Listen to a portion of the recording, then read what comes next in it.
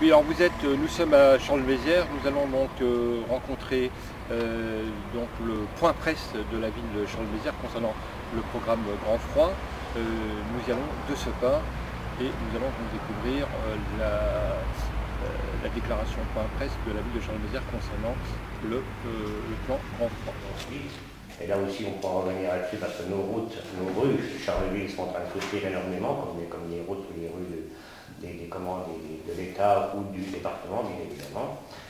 Et donc, on a eu une période neigeuse avec des températures basses, ce qui veut dire qu'au bout d'un moment, le gel, etc., on n'arrive plus à faire fondre la neige, avec beaucoup plus de difficultés. Donc là, on a des moyens qui sont quand même relativement importants. Trois camions, c'est ça, hein, qui déneigent en permanence, hein, nuit et jour, ça faut le savoir, c'est en permanence que ces engins interviennent, avec globalement donc à peu près une grosse centaine de personnes qui est mobilisée, autant sur les trottoirs de la ville de Charleville, parking, etc., que sur les chaussées. Bon, je vous dis sur les chaussées, donc ce sont ces trois camions qui interviennent. Donc qui interviennent avec du sel ou de la bouillie de sel, bouillie de la saumure. La saumure, ça permet d'avoir une réaction beaucoup plus rapide sur les sols verglacés ou enneigés. Bon, il n'empêche que naturellement, il y a un problème de main-d'œuvre aussi. Hein.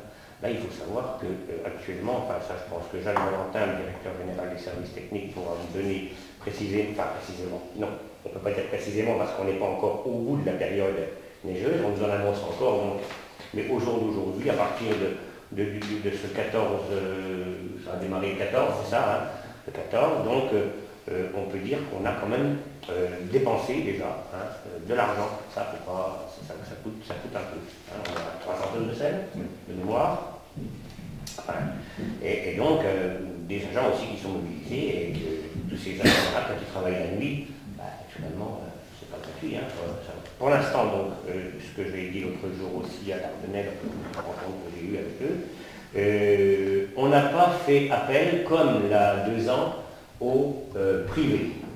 On avait fait appel au privé parce que la période neigeuse avait été beaucoup plus brutale. C'est-à-dire on avait eu en une seule journée 30-40 cm par endroit de neige sur les hauteurs, hein, sur Bertaucourt, là où j'habite d'ailleurs, c'était ce qu'il y avait à peu près. Alors, il y a plusieurs phases à ce déneigement. On déneige en priorité les voies, c'est la palisse, les voies prioritaires. Les voies prioritaires sont les voies qui donnent accès aux hôpitaux, les circuits bus, les liens, etc. Ensuite, on déneige aussi en priorité les voies qui sont pentues, les voies difficiles d'accès. Bon, là, par contre, c'est vrai qu'on peut aussi rencontrer des difficultés lors de ces déneigements, parce que c'est pas toujours facile, hein, nos engins peuvent aussi ne pas pouvoir passer. Donc on a vu, ça fait pas si longtemps que ça, des saleuses être obligées de saler en marche arrière pour pouvoir passer sur le sol qui est verglacé ou enneigé. Donc naturellement, ça va beaucoup moins vite. Hein, ça c'est une évidence. Alors en ce qui concerne les trottoirs cette fois, les trottoirs, c'est vrai qu'il y a un souci par rapport aux trottoirs. On a les trottoirs qui incombent à la ville de Charleville, le déneigement, le nettoiement des trottoirs qui incombent à la ville de Charleville. Donc là, c'est pareil, c'est ce que je vous disais, hein, ce sont les trottoirs où on a des bâtiments qui nous appartiennent. Okay, et on a aussi les riverains sont tenus de nettoyer leurs trottoirs. Les trottoirs qui sont au droit de leur propriété doivent être nettoyés par les riverains. C'est pas toujours facile. On a aussi quelquefois des anciens hein, qui ne peuvent pas le faire, bien évidemment. Et donc à ce moment-là, les services municipaux se substituent à ces personnes-là et font le travail. Il y a aussi des propriétés qui ne sont plus, on ne sait pas qui est propriétaire dans le fait. Hein, et ça c'est pareil, c'est un autre problème, où là effectivement, on est obligé de se substituer à ces propriétaires. Alors le problème qu'on a rencontré donc à partir du 14, c'est qu'on déneigeait les trottoirs prioritaires, les voies prioritaires aussi en ce qui concerne, donc je vous ai dit, les hôpitaux, etc. Et il reneigeait quelques heures après, ou très peu de temps après. Donc on revenait à nouveau sur ces voies prioritaires, parce que ça c'est absolument indispensable de les dégager. Et les services de l'État et du département ont le même souci. Il faut savoir que dans certaines localités étaient désenclavées, par exemple pour le département, par une rue, mais par une route, mais pas par l'autre. C'est-à-dire qu'on privilégiait un accès plutôt que d'en avoir plusieurs pour les communes. Donc voilà. On est revenu donc. Alors maintenant, on a une période qui est plus propice, puisque bon, même s'il fait froid encore, il n'y a pas neigé depuis avant-hier, c'est ça, grosso modo. Et donc là, on intervient sur les routes, sur les trottoirs qui n'ont pas été, faits immédiatement, quoi. Donc là, on est en train de le faire. On a mobilisé beaucoup de personnel sont mobilisés. Certaines pistes cyclables, effectivement, j'ai vu, bon, elles n'ont pas été dégagées aussi vite, tout simplement parce que ce n'était pas forcément prioritaire. Bon, vous savez bien aussi bien que moi, aller faire un petit tour en vélo quand vous avez de la neige, de 15 cm de neige, c'est pas forcément très facile. Il y en a qui osent. Oui. J'ai un monsieur short. Oui. Mais je racontais je vous disais l'autre jour au téléphone qu'il y avait une grand-mère que je connais très bien, qui doit avoir à peu près 80 ans. Circuler sur les trottoirs.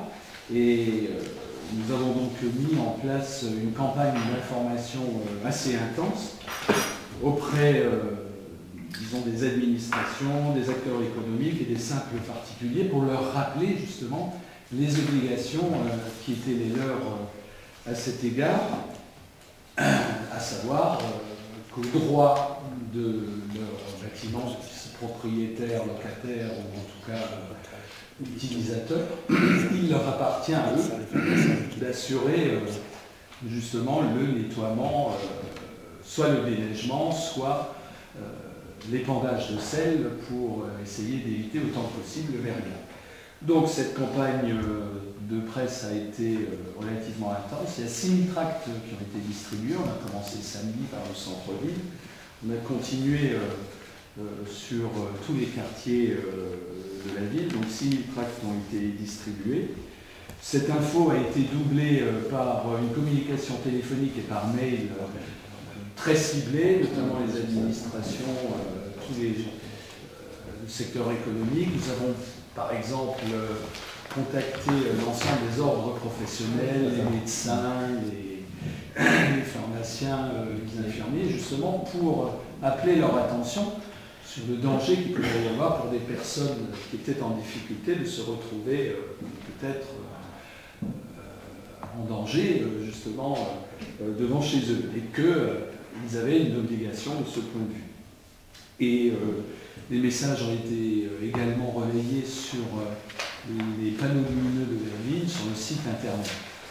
C'est la première fois qu'on s'est lancé dans une campagne de communication aussi importante en direction des particuliers, mais compte tenu justement de la succession de ces épisodes, ça a paru tout à fait nécessaire de rappeler des choses qui sont tout à fait élémentaires et qui en plus figurent dans le règlement municipal de voirie, puisque l'article 38 de ce règlement oblige justement les particuliers d'assurer cette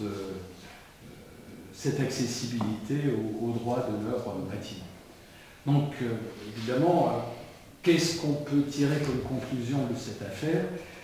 On peut dire qu'il y a une prise de conscience qui s'est effectivement opérée et qu'il y a une certaine partie de la population de bonne foi qui ne connaissait pas cette disposition. L'article 38 du règlement de police municipale. Et donc, on peut dire que globalement, tout cela a été relativement bien perçu. Les retours que j'ai pu en avoir, notamment sur le centre-ville, puisque les policiers municipaux samedi ont commencé à intervenir auprès de l'ensemble des commerçants, c'est plutôt quelque chose de positif. Ça a été vraiment une action qui a été globalement plutôt appréciée. Il y avait eu un épisode neigeux en 2010, enfin, en décembre, il y avait quand même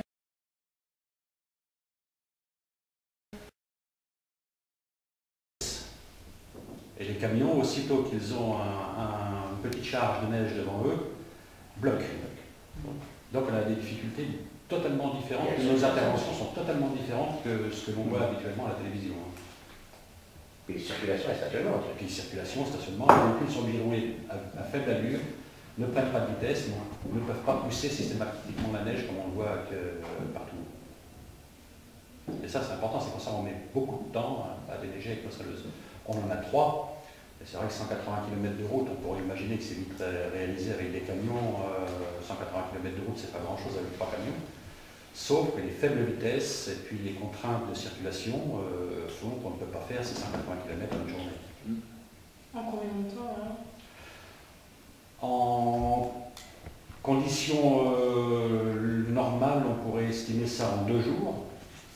Sauf que cette année, tous les jours, il retombait de la neige et on était obligé de reprendre ce qui avait été fait la veille.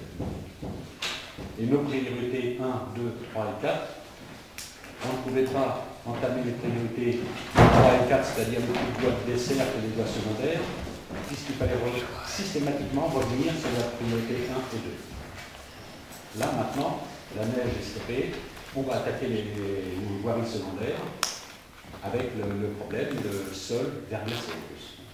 Il y a des endroits où c'est là encore. Ah, c'est vrai, oui. Et le malheur, c'est que les sels naviguent jusqu'à -4, -5. Donc à -10, on aura beau mettre du sel, il ne fera pas effet. On a assisté aussi à une neige relativement sèche. Elle ne tourne pas en bouillie. D'ailleurs, on voit bien sur les trottoirs, ça ne tourne pas trop en bouillie. Là, la neige est sèche, le sel, il lui faut de l'eau pour fondre. Donc, D'où la bouillie de sel. Ça a été très très long à fondre aussi. Je voudrais savoir, la dépense budgétaire supplémentaire va être importante d'après les prévisions. La dépense supplémentaire, aujourd'hui, on est à peu près à 25 000 € en sel. Cette semaine, en horaire supplémentaire, on doit approcher à peu près cette somme-là. Mais bon, la période n'est pas terminée. On a encore énormément de travail à réaliser. Mais c'est vrai que la dépense supplémentaire est importante. Quelle ordre à peu près? Ah bah on va voir ce qui va se passer.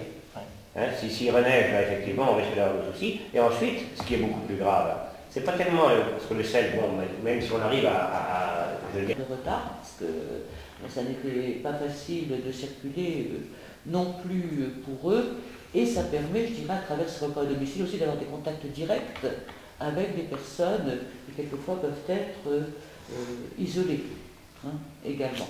Bon, alors j'en reviens donc à notre registre nominatif, qui comporte là actuellement 224 personnes inscrites, et je dirais, nous avons une première période neigeuse au mois de décembre, entre le 7 et le 11 décembre 2012, et nous avons appelé sur ces 2 périodes, au mois de décembre et actuellement, jusqu'à présent nous avons appelé pas loin de 150 personnes.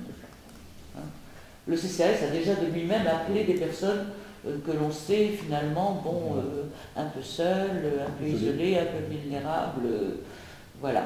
Par contre, nous avons reçu aussi des appels durant cette période ici de janvier, mais quelquefois des appels qui n'ont rien à voir avec, je dirais, le grand froid. Par exemple, c'est quelqu'un qui nous appelle pour demander une assistance sociale. Alors on ne sait pas si effectivement, bon, si c'est lié à des problèmes liés véritablement au froid ou tout à fait à d'autres problèmes. Par contre, nous avons eu des demandes d'intervention à domicile. Ici, nous avons eu, alors surtout finalement, au mois de décembre. Au mois de décembre, nous avons eu 3 demandes d'intervention à domicile. C'était des gens qui nous demandaient effectivement des radiateurs, des couvertures polaires, parce que la température de leur logement était insuffisante. Donc ça, nous avons eu 3 demandes en décembre, et donc nous avons prêté à la fois des radiateurs et aussi des couvertures polaires. Et là, bon, simplement ici en janvier jusqu'à présent, nous n'avons eu qu'une demande d'une personne pour des radiateurs. Bon, donc voilà, si vous voulez, l'ensemble du dispositif qui est mis en place. Donc nous avons une plateforme téléphonique avec une personne effectivement qui n'est chargée que de recueillir je dirais, les appels et aussi d'en passer d'ailleurs auprès des personnes que nous jugeons, enfin que nous connaissons, hein, comme isolées ou qui peuvent être en difficulté. Nous avons également deux personnes qui là en ce moment en permanence, qui sont les personnes qui habituellement s'occupent du portage de documents à domicile. Hein, donc on ne le fait pas en ce moment dans cette période de grand froid. Et ces deux personnes, ce sont elles qui se rendent à domicile quand on a des appels ou quand on juge peut-être que des personnes risquent d'avoir par exemple des problèmes de course ou ne pas pouvoir sortir pour aller faire leurs courses et bon, je dirais ou d'autres choses éventuellement. Bon, voilà, si vous voulez, l'ensemble du dispositif qui est mis en place à l'heure actuelle par rapport, je dirais, aux personnes âgées et qui risquent effectivement d'avoir des difficultés, hein, par cette période de grand froid. On a eu, bon là on a eu des demandes quand même, hein, je le précise, de déneigement de trottoirs. Hein, on avait déjà eu au mois de décembre, là on en a eu une demande. Bon, on avait eu aussi en décembre, parce que ça avait été un peu brutal en décembre, puis après ça s'était arrêté, hein, mais on avait eu tout de suite trois personnes qui nous avaient demandé pour des courses, faire des courses. Là jusqu'à présent on n'a qu'une personne qui a fait cette demande. Hein. Bon, alors là aussi on nous appelle pour des problèmes, je dirais, pour nous signaler des problèmes dont malheureusement nous n'avons pas les solutions. Alors le problème par exemple, c'est le problème d'isolation du logement. Alors, on a un habitat qui est ancien dans certains quartiers, hein, et bon, passez-moi l'expression, mais ce sont des passoires énergétiques qui font que, malgré le chauffage, les températures à l'intérieur des logements sont nettement insuffisantes. Et donc les gens nous appellent. Bon, nous, ce que nous pouvons faire à ce moment-là, c'est leur envoyer une estampe sociale pour qu'elles voient quelles sont les démarches qui peuvent être entreprises vis-à-vis du propriétaire, hein, du logement, parce que ce sont souvent des personnes qui sont en location. Je dirais, nous n'avons pas les moyens d'intervenir, je dirais, en gestion directe de ce type de problème, sinon d'indiquer ce que l'on peut faire. Bon, d'ailleurs, nous avons eu des personnes, pas cette fois-ci, mais en décembre, qui nous avaient appelé pour nous dire, mais finalement, la température n'est pas assez élevée bon, il fait 17 degrés, il fait 16 degrés, c'est pas assez, on voudrait une température supérieure. Bon, on a aussi des personnes, des fois, qui nous appellent pour des problèmes de chaudière. Hein, bon, alors donc là, on leur... je dirais, on se substitue aussi un petit peu à elles pour faire en sorte qu'elles entrent en relation avec un dépanneur pour venir rétablir les choses. Bon, voilà, c'est le type d'appel que l'on reçoit, et je vous dis, bon, quand on sent que les personnes sont quand même en difficulté, on envoie quelqu'un à domicile. Pour, je dirais, avoir une évaluation un petit peu de la situation, parce que il y a aussi des personnes qui sont souffrantes ou qui commencent à être dépendantes, et donc il faut qu'on puisse effectivement intervenir rapidement, éventuellement sur d'autres plans si nécessaire. Voilà. Bon, pour mémoire, combien d'agents au CCAS? Alors, qui sont mobilisés pour ce... Tout à l'heure, je dirais niveau 2, enfin niveau 3, appel à tous les agents, Oui. du CCAS. C'est Toutes toutes les personnes donc, du CCAS sont mobilisables, tout simplement. C'est-à-dire aussi bien les agents du pôle senior, du pôle solidarité, en gros une cinquantaine de personnes. Et des ressources internes. Parce qu'on a eu effectivement une réunion préalable, puisque le dispositif, le plan Grand Froid, démarre le 1er novembre et se termine le 31 mars.